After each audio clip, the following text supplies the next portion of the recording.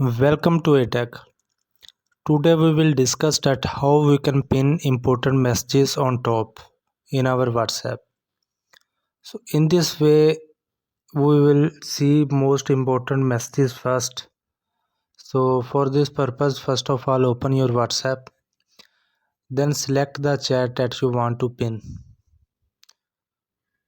So I am selecting this one, and now I will select pin option on top.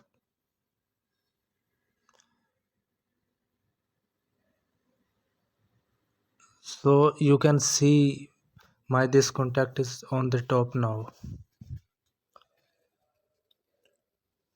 I will select another contact and I will pin it for you.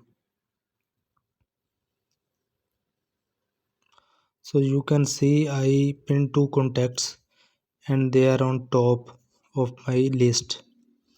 So in this way you can pin your most important messages or business messages, and later you can unpin them that you want to remove.